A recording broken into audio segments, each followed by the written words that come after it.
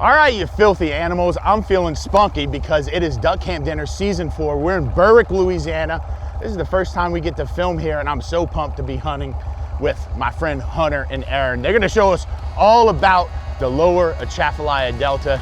Let's get into it.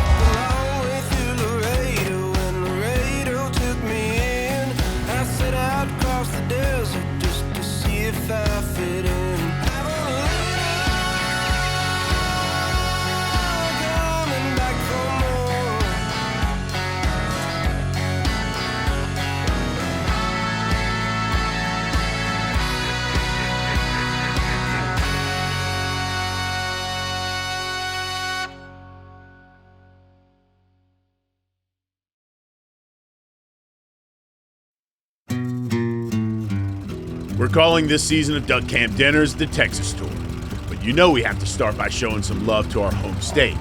This episode, we're in the lower Atchafalaya River, and we have a heck of a weekend cooking up on our home turf before we head out west to Texas. All right, guys, Season 4 Duck Camp Dinners. We're heading down south of Morgan City, and we're gonna try to shoot some ducks, catch some fish, maybe a deer, maybe a hog. Should be for a good time, huh? That's right. You've heard us talk about coastal erosion here in Louisiana, but in this area of the coastline, the Atchafalaya River still pumps considerable sediment downriver. This brackish water system strikes the perfect balance, enabling outdoorsmen like Hunter Andrus to pursue it all. We're heading down the coast right now in the Atchafalaya River, and we're actually in one of the deepest holes right now. In this corner right here, we're 125 foot deep, making this one of the top 5 deepest rivers in the U.S. Right now it's low tide, so we got to watch the sandbars. The hurricanes have really been shifting these every year, so we need to be really careful, especially in low tide. Get everybody to follow suit, and we'll make it down, and hopefully no one gets stuck. It's a 30-minute boat ride from the launch to Hunter's camp downriver. No one in the Duck Camp Dinners crew has ever hunted down here in decades, if ever, so we are not quite sure what to expect. But I know Hunter, so I'd expect it's a pit stop at camp before we're right back on the water setting traps and wetting lines. Right behind your dad's boat.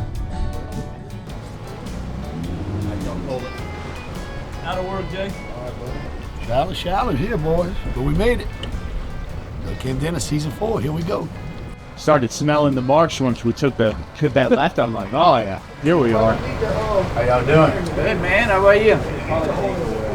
Jump up. Oh, Chester Grant. Nice to meet you. My daughter told me she'd get it, man. Savannah. Went to school with you a couple of years behind you, Grant. Oh, yeah.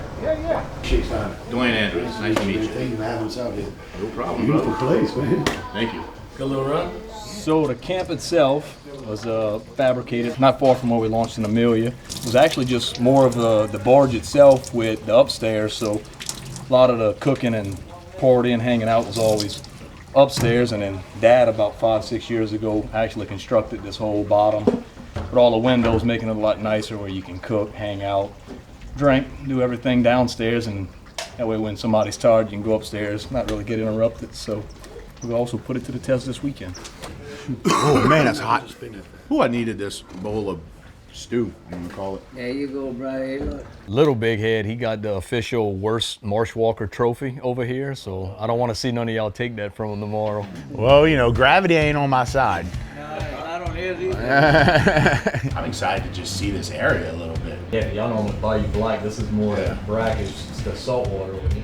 This area is only 20 miles from where Jay and I grew up hunting, so it might be surprising to hear that this is my first time hunting the lower Atchafalaya River. Bloodlust. I can feel it starting to be satiated. Corn. Blue crabs can be found in most waterways throughout Louisiana, but their environment can often determine some of their nuanced flavors. The water is more brackish than fresh, making for a very diverse habitat for all wildlife. What's crazy is you can tell the difference between the sweetness from different areas of where they're caught at. Freshwater crabs are more sweeter than brackish, depending on the time of year, depending on how much salt's in the water. Mr. Dwayne and Cohen set off to lay traps down. We only have 24 hours to let these crab traps soak, so we're hoping the crabs are running enough to provide a meal for tomorrow. With this many hands and mouths to feed, we divide and conquer. While Code and Mr. Dwayne set out crab traps, me and the rest of the crew are gonna run some jugs for blue catfish. So the Chapalaya River was the river we ran down from where we launched in Berwick, and that dumps out into the fingers right here, which pours out into the Gulf of Mexico. So basically, we're 2 miles by the way the crow flies directly off the river. Fishing here is just unbelievable from freshwater and salt. Kind of inside the lease area, you hold more brackish to freshwater, so you'll catch bass both in here, as well as redfish and blue cat. We definitely benefit from having the river so close by. It seems like there's just more like land here. Being right out that current, the deep river itself, we kind of get a lot of that side build. And the erosion here isn't nearly as bad as it is, further east and further west because of all the sediment the river is bringing down. So I think that's what makes it so productive for the hunting and the fisheries. You can tell it in y'all's blood to be down here. It is. Since I've been 4, my dad's been bringing me to the camp and in a duck blind. This camp here is about 22 years old. I've been there since 10 years old, and that's what I did all my life is hunting fish. He's been doing this since he was in diapers. I mean, since he was just a baby, I would bring him out here in the marsh, People that come here sometimes, from out of state, they come with us, and spend the weekend. They're amazed how we live here and how we cook, and we live off the land and things like that. They really like it. They really enjoy the Cajun lifestyle, As I'm getting older, I have a 3-year-old and 1-year-old, and I got to take my daughter on her first duck hunt here Thanksgiving, and she absolutely loved it. So I'm hoping they can keep that same fire we have, keep that tradition going. Today, we're using cut shad as bait. The jugs are set, so we circle back. By the time we set the last one out, there are fish on the line. Hey! I still got my fish on, boy. Shouldn't have flipped him off any better. Just put it In right Bayou there. Black, we say still got the gizzy, but here we gotta say still got the tail. I love seeing Jay pick up jugs because usually he's driving the boat. It happened to us the other weekend too. I was driving. I was like, you know what? This feels so good. Oh yeah, Just driving. You got to mess with all this. that's right. Ooh, that's nice. Oh, that is. We used to cut the tails and bleed them out, but we had too many YouTube comments how we were mean to the fish. So now we just let them sit there till we're ready to cook them.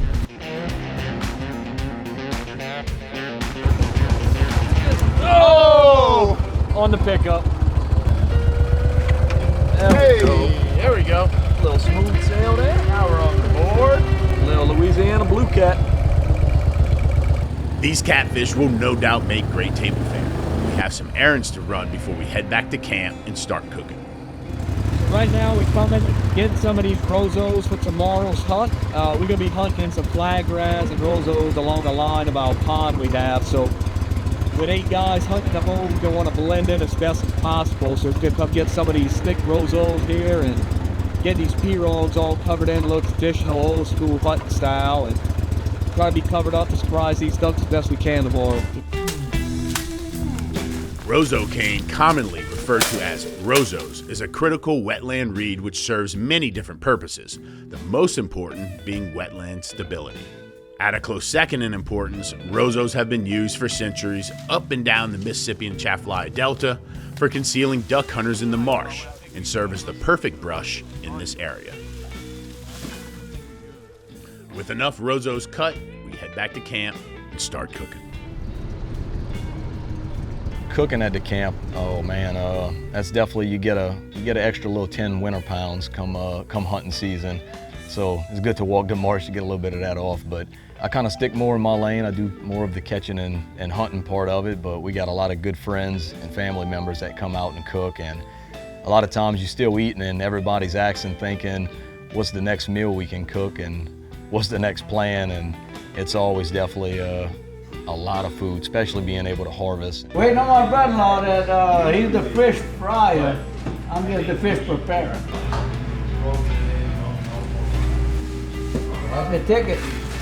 Mr. Dwayne and Chester are cooking up some speckled trout that they caught yesterday. The winter trout fishing has been on fire, so there is no shortage of fish for tonight's dinner. We're frying speckled trout. Caught not today, but they're still fresh. They're ready to go.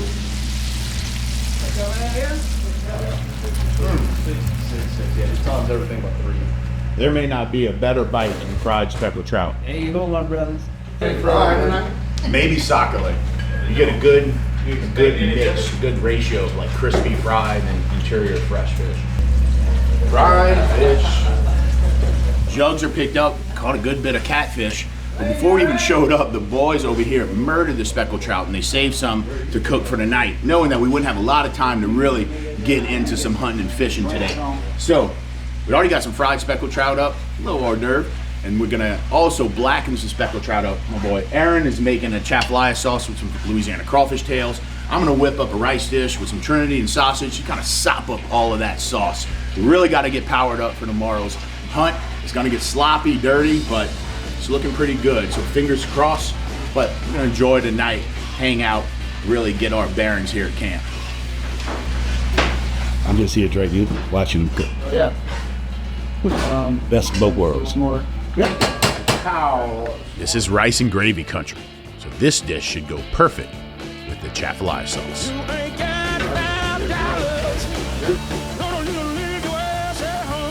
Garlic goes in, add rice, add water, little chicken base, and then just let that rice cook. It's basically like, I don't know, not really a jambalaya, not really a dirty rice, just like sausage and rice. You know, it should be really flavorful, tasty, hopefully really good with that crawfish chafalaya.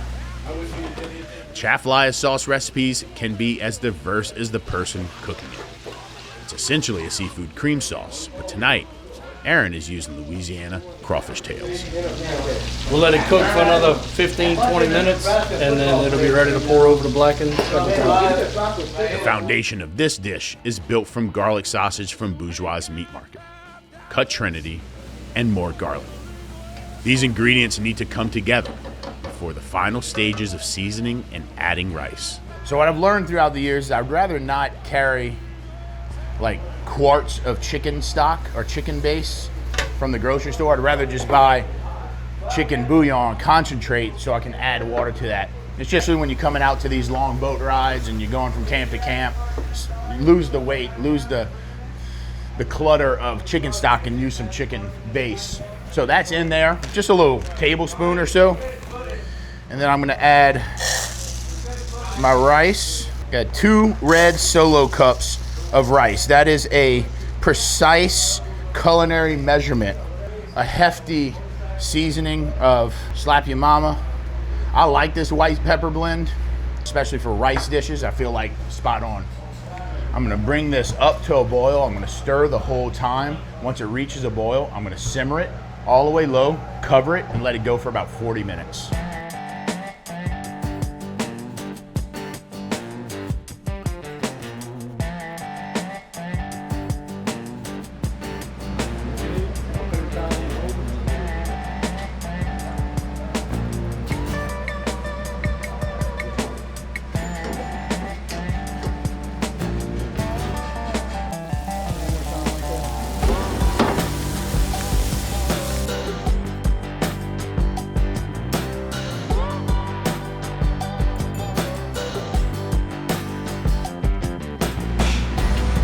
What cooking show have you been watching? Season 4, bro. Season 5. Season 4. Put 3 fingers out. Oh, you are good, huh, brother? Yeah, very good, brother.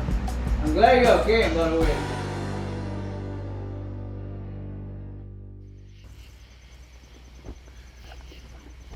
Little toe touches, little calisthenics. That's the only thing I know is that I'll get through it better than Jay. Bet.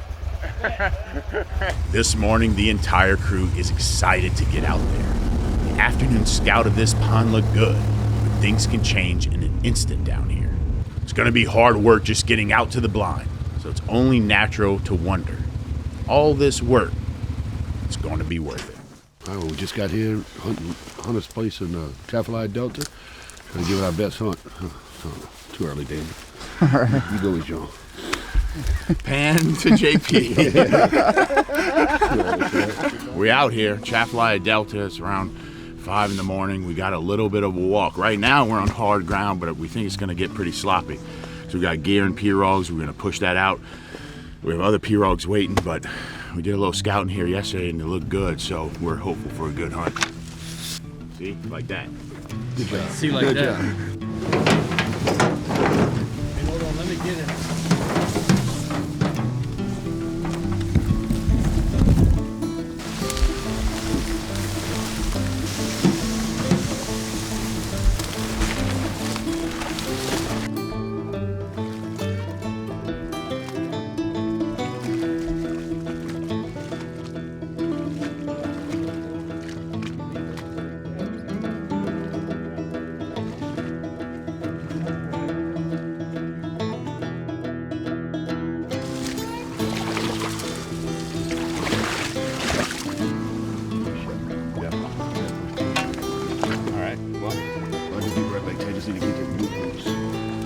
I'm standing here still.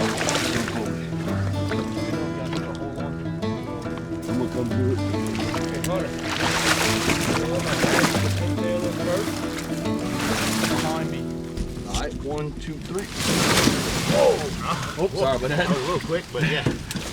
Big tail got a 300-pound motor on it.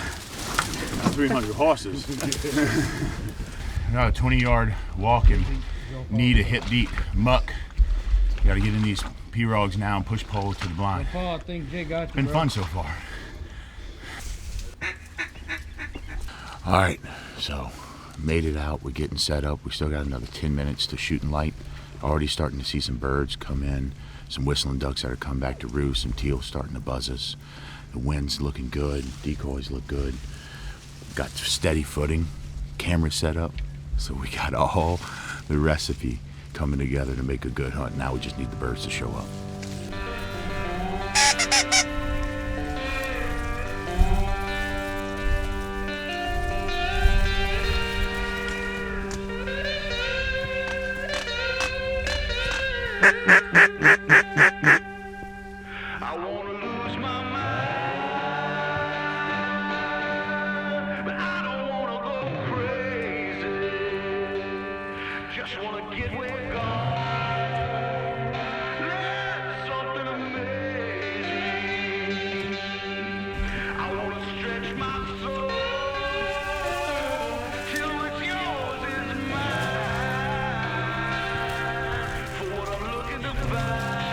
Ducks are a little late this morning. As a sliver of doubt sets in, the shooting begins. Kill him. There we go, boys. Hell yeah. Oh, and one in the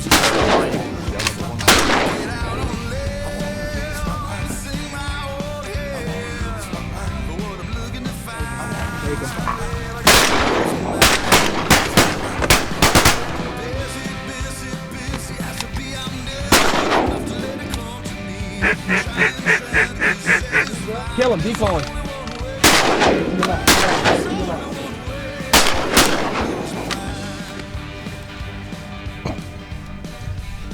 The undeniable crinkle of a Pop-Tart.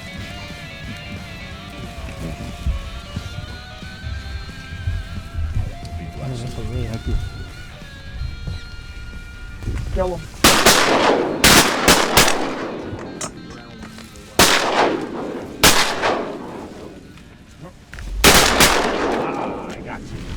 Got to it before. They got you, bro.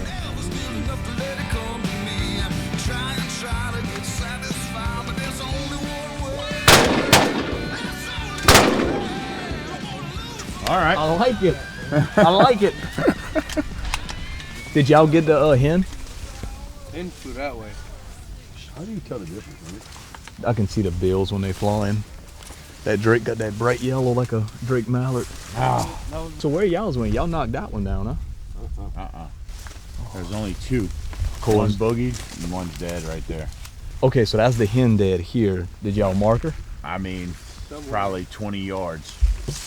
Right past it. Dude, I ain't gonna lie. I know this might be bad. I got half a mind to go get that Drake because he's dead. He's just a ways in there. Let me see how bad it is. I'm gonna see if I can look for him.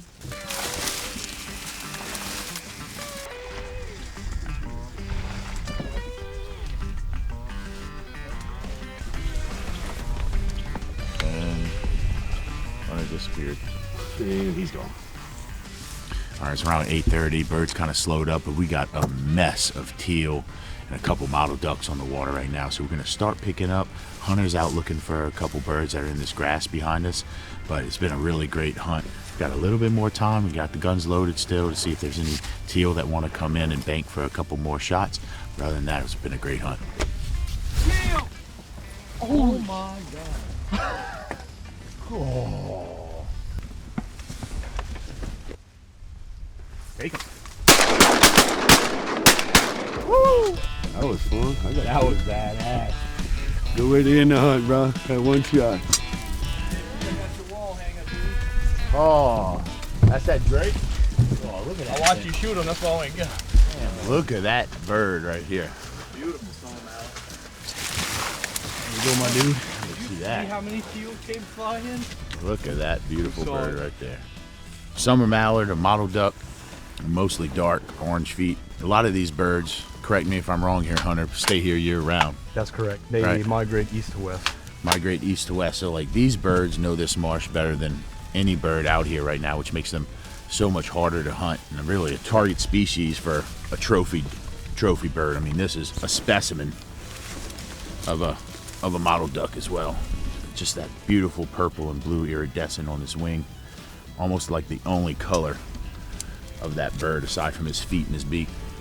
Beautiful, beautiful bird. These waders might have been designed by timber hunters, but they were made for this shit. Onward. Yeah. Foot jacket. All right, let's go. I'm helping. All right, here we go. 2 horsepower. There we go. Yeah. Yeah. Yeah. Kick. Kick. This is the 40 and over?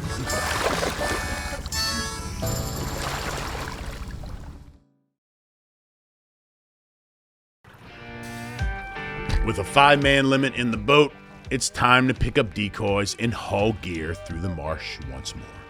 For some folks, hunts like this are hard to commit to, and let's be honest, it's not for everyone. Here's what I know. The best duck hunts I've had in my life likely come from scenarios like this one. The tough places, the muddy places. It's the place where ducks seem to want to be. Now who's hungry?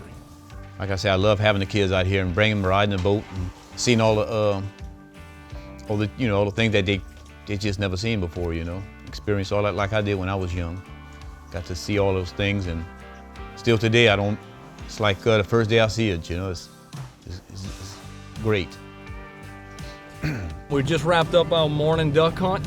We finished up with a 5-man, and we got an outgoing tide right now, so we're gonna run down south a little further, try to get on them while the tide's still moving. They've been feeding on a bunch of shrimp in the area, so we're gonna toss them out a few double rigs and try also with a popping cork and see if we can catch a few more limits for another batch of fish tonight.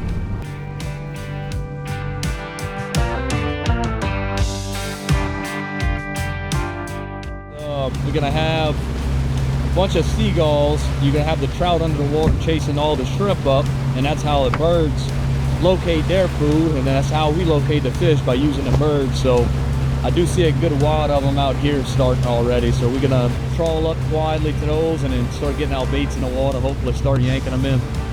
Yeah, it's got a little honey hole that nobody knows about, huh? Oh yeah, it is.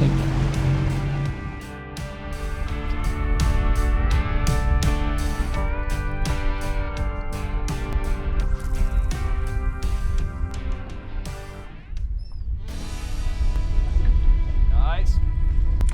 Oh, that's a slab. Fishing has become the ultimate pastime while at the duck camp, but we don't often get blast and cast days full of mottled ducks and speckled trout. With the pressure of a good duck hunt off our shoulders, it's easy to enjoy an afternoon ripping lips. There she is. JP on the board. Good hop, good hop. Oh yeah.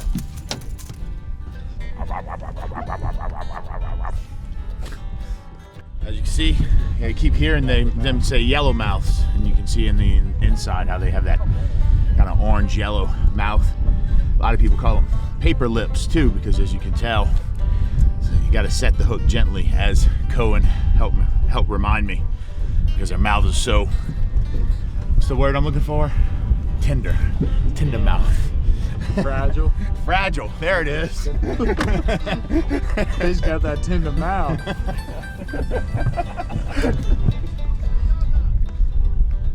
Probably about a dozen.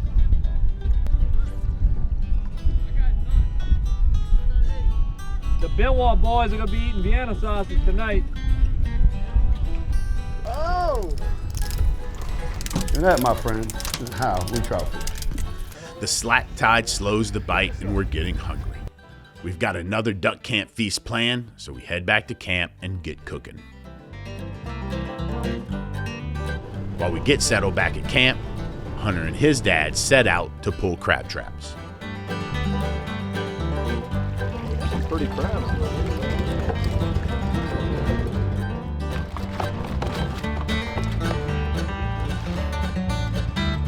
That is some good old Louisiana bluefinch there, boy. Pretty. We're back at the camp, and we got a lot of work to do. Aaron's starting on a duck spaghetti inside. The boys are cleaning ducks right here. We got some crabs from 4 League Bay that we got to start cleaning. This is one of my favorite cooks, and I've never done it on duck camp dinner, so excited to show you tonight. But we got to get to work. We got a lot of things to do, especially with a big hunt tomorrow. Don't know what the weather's gonna do, so we really got to get prepared. That means we got to get fueled up now. Let's get cooking.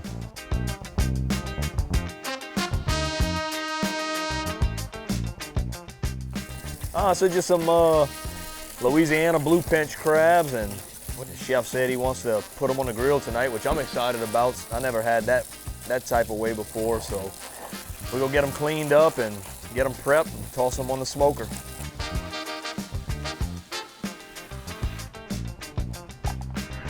Now the crabs are doing like chef, bro, soaking. That's right.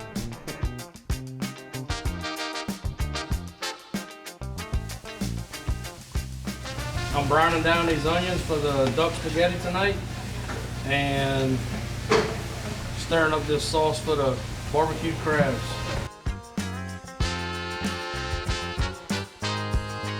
And for dessert later on, we're gonna have a berry croissant cobbler. Put that in the oven. There's a story behind this crab recipe.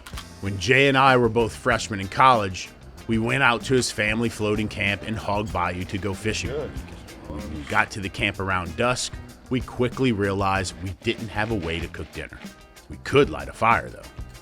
Now I'm not sure why we didn't bring something to cook in the coolers, but we thought it would be a good idea to run someone else's crab traps.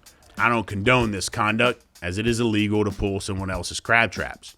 But after 20 years, I'm hoping that fisherman can finally rest easy, wondering why those 4 traps we pulled were empty when he checked them the next morning. Grilled camp crabs were born with a charcoal fire, a dozen crabs, and 2 broke college kids. Crabs are clean, grill is hot, sauce is simmering, but let me go over kind of the ingredients of this sauce. I always use Jack Miller barbecue sauce. I doctor it up. Today I used orange juice. I have about 1 pound of butter to meet this whole jar, a little bit of Slap Your Mama, and also like some teriyaki or soy that you can use. It's just a nice little sauce. It's savory, it's fatty, it's rich, and it goes perfectly with these fresh blue crabs we caught right here. I'm gonna go get the sauce. Go get the sauce, boy. Go get that sauce. Yeah, get the fixings, boy. We need the fixings. Me and Joe have a restaurant, we're gonna have all the fixings. Once the crabs go on the grill, I give them a light seasoning, a spoonful of Jack Miller's, and put those reserved top shells back on the crab, while the top shells help preserve and collect internal crab flavors, which are combining with that robust barbecue sauce.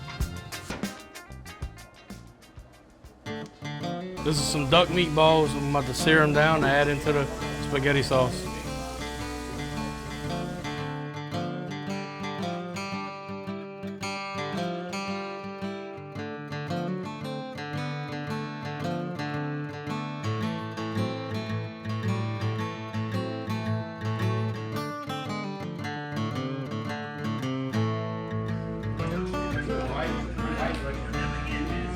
You got some in my freezer still.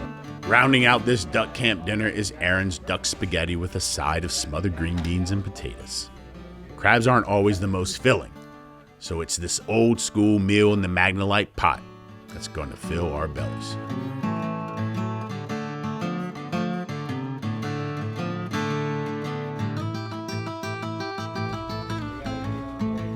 Oh yeah, look at that.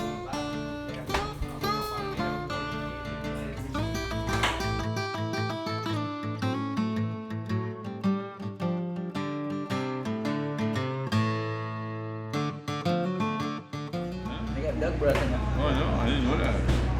They got an axe. Oh yeah. Grilled crabs have become my favorite way to eat blue crab, and acts as part of the perfect last meal at this duck camp.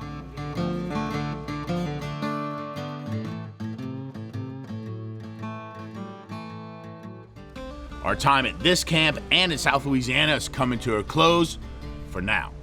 Next up, we got a big road trip to the Lone Star State that I am so pumped about. That's right, we're going to Texas for the first time and taking duck camp dinners on the road with us. We got some cool camps, great people, some awesome hunting to show. I cannot wait to check it out. So remember, shoot straight, come hungry. On the next episode of Duck Camp Dinners, we're rolling into East Texas to jumpstart the Texas tour. It's our first time filming outside of Louisiana. We get a warm Texas welcome and a crash course on oysters and breakfast tacos before our first duck hunt and crane hunt. West we go, y'all, so you better pack a lunch. And remember, shoot straight, come hungry. This is Duck Camp Dinners, the Texas tour.